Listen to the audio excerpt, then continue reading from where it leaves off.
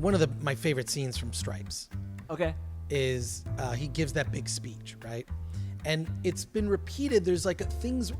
You actually do a little montage of this, and you talk Meatballs. About, yeah, meatballs. Okay. It just doesn't matter. Yes. You said Stripes, and I was like, Yeah. Well, Stripes is like I get those two mixed up, but like Stripes is that speech. Yeah. Is just incredible where he rallies after, Sergeant Hulka gets injured. Oh, okay. Yeah. Right. That's a great speech.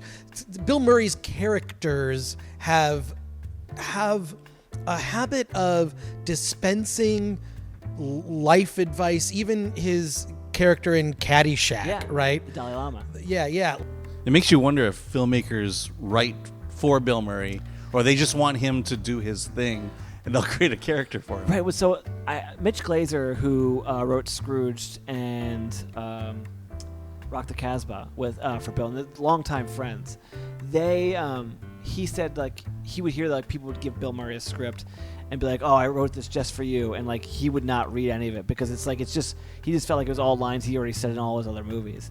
You would think there's a template to what Bill is, but maybe that's not on the script. I don't know the answer to that one. Yeah, I mean, I'm curious what the St. Vincent script would have or looked like. Well, that was written for Jack Nicholson. I think Jack Nicholson was supposed to play that. Oh, really? Yeah. I love that movie. Yeah. I'll watch that movie every once in a while. It pops up and I watch it. It's really sweet. His relationship with the kid in it is just because Bill Murray's character, he's kind of an asshole. Yeah.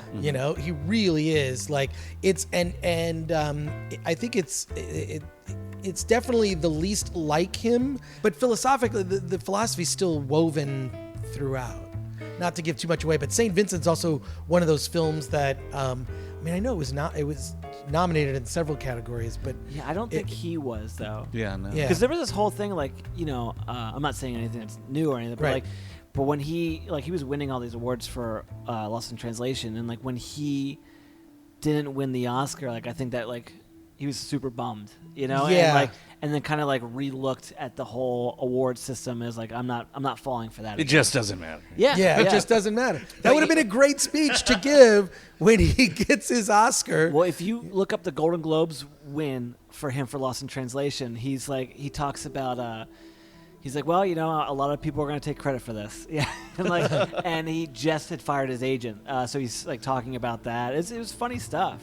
There's also a funny story about Bill Murray, his first appearance at San Diego Comic-Con. You interviewed Josh Horowitz. Yeah. Yeah. You got to recount a little bit of that because that's just bizarre. Yeah, so Josh was this awesome guy who had this amazing opportunity to interview Bill Murray at Comic-Con, which is like you never think that would ever happen.